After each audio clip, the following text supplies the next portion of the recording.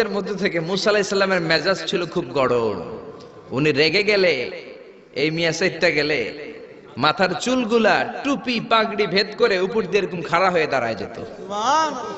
মুসা আলাইহিস সালাম বললেন, রব্বি আরিনি আনজুর ইলাইক, ও আল্লাহ আমি আপনারে দেখতে চাই। আল্লাহ বললেন, না মুসা আমারে দেখা যাবে। আল্লাহ বললেন দেখা যাবে না, মুসাকে আমি দেখেই ছাড়বো।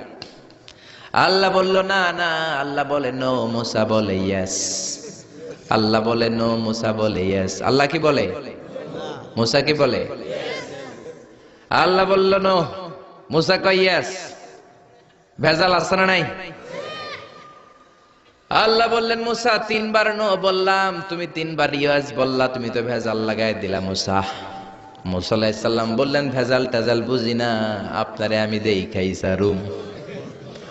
কারণ মুসা আলাইহিস সালাম আল্লাহর আওয়াজ শুনতেন। আপনি